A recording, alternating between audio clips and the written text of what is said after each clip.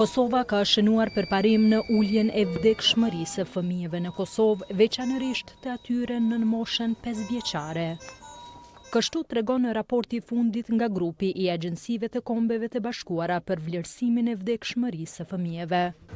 Ky trend i rënjes, sipas drejtorit të klinikës së neonatologjisë, Luan Morina, tregon për përkushtimin në ofrimin e shërbimeve cilësore. Ky trend pozitiv normalisht bazohet në si temin rritjen e kapaciteteve të kujdesit intenziv neonatal, pastaj trajnimin e stafit, ofrimi një monitorimi më të avancuar shëndetësor ndaj këtyre foshnjeve, pastaj kemi përdorimin e teknologjive më të avancuar, për shembull përdorimi si papit, që është një teknologji e ofrimit të problemet respiratore, pastaj problemi ventilimi mekanik ose si snihet si respiratori, për gjitha këto kanë bërë që të kemi një rezultat më të mirë. Po ashtu, raporti pasqyron edhe përpjekjet e institucioneve në hartimin e politikave në fokus nënat dhe foshnjat.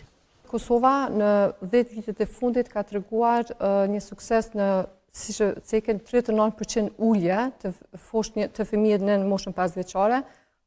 Për me krahasu, për shembull në vitin 2015 kemi pas 14 afër 15 fëmijë kanë vdekur në 1000 lindje të gjalla. Dërsa sot do thot ka ra në 8. Këto rezultate reflektojnë edhe investimet dhe zgjerimin e shërbimeve cilësore në kujdesin parsor. U vlerësua edhe zgjerimi i programit të vizitave ndaj nënave dhe fëmijëve në shtëpi. Punoj me 4 ekipe, 2 ekipe para dite dhe 2 ekipe pas dite. Në kuadër të këtij programi i kemi edhe 2 logopede.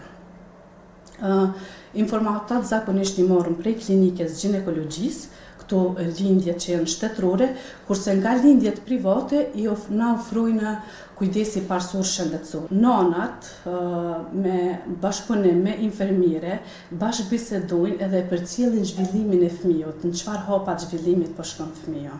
Sipas raportit i cili kërkon përshpejtim në parandalimin e vdekjeve të fëmijëve, rreth 4.9 milion fëmijë në moshën 5 vjeçare vdiqën në mbar botën në vitin 2024.